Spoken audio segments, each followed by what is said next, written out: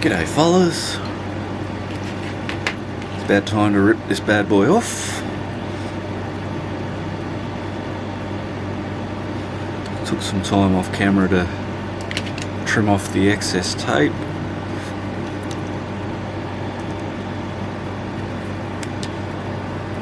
Oh look, my Laster's coming apart, how wonderful.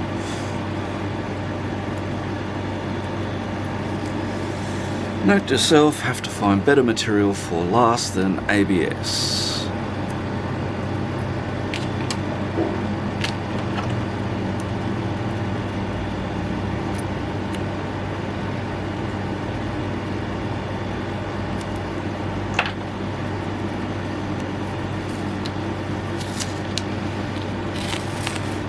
However you actually do these, you want to be careful when you take them off that they don't distort.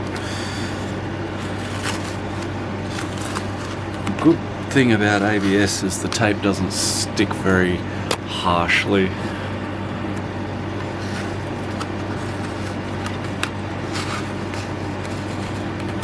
just want to keep whatever wrinkles we've got in. Now I'm using a right angle that's built into this piece of cardboard.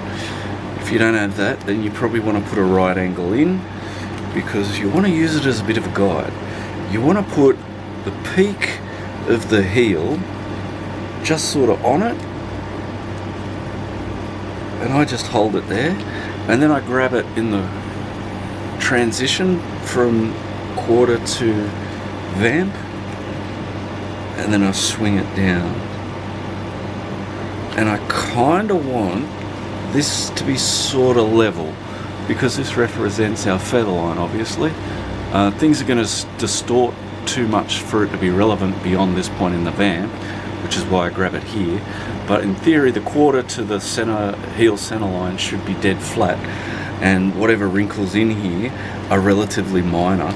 So yeah, that's my thinking.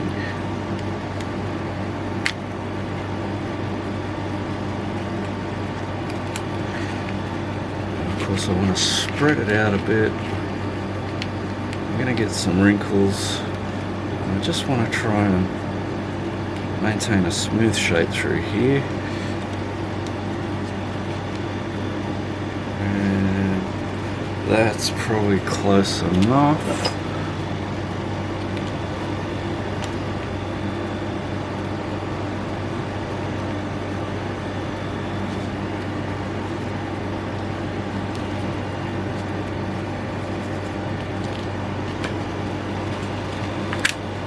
Try not to get a wrinkle in here. This line from here to here should be almost dead straight, and if it's not, I'm going to straighten it. I'm going to just dip the vamp down a little bit. Generally speaking, an upper that is formed with the toe forced down is going to last easier and go through the factory better. Toe lasting machines are going to particularly like this, and the higher you boot, the more this is going to be beneficial. Shoes, I still do it, but it's less important. But that's a little excessive. So again, we want it straight to about the end of the quarter, or where the quarter would be, which is why we do derbies first. And then I just grab this part where it starts to really flap out. Now some pattern cutters will actually cut it and get a nice shape. Honestly, we're all flapping around in a bit of a grey zone here. And as long as we don't distort things unevenly, like you see now I've got 3, 4 relatively even puckers, and I'm going to commit these puckers, and the distortion that they create, if they create any, I'm just going to smooth out.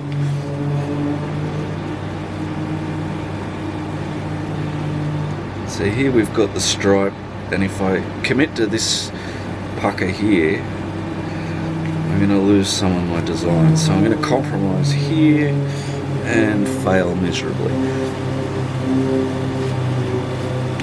Alright, we'll just commit.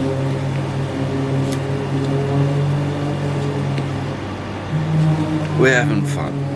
There's no boss looking over my shoulder.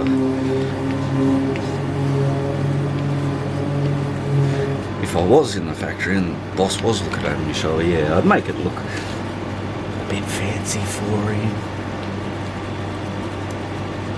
I'd probably have me design sketched in a lot bolder so that it's easier for him to see.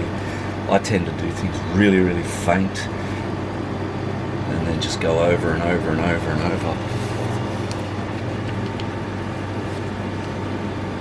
So some of these curves, like this toe tip curve, I want to know where it is, but it's probably going to move.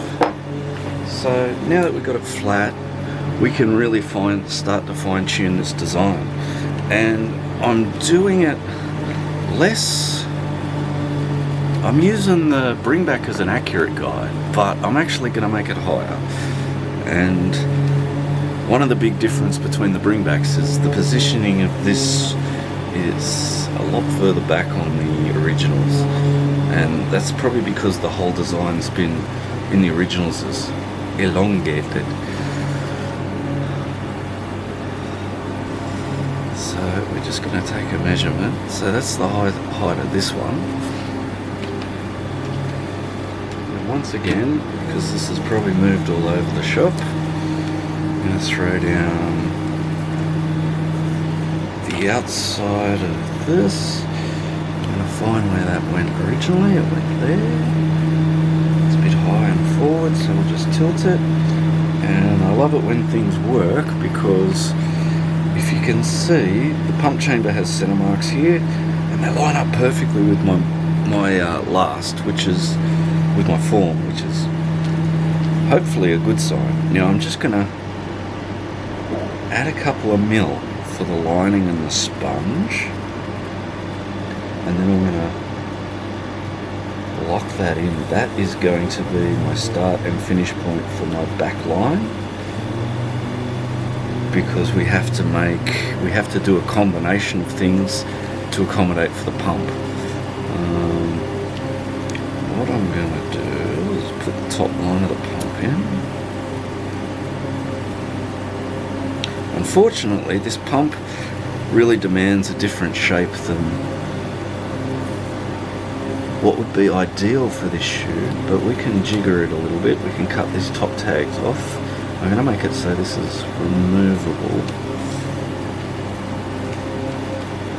but I want to know where this lining is, and particularly right here, not because of this piece, but because on the inside I'm going to have to design in this pass through for the lining, and this is going to be probably the most challenging bit in some ways.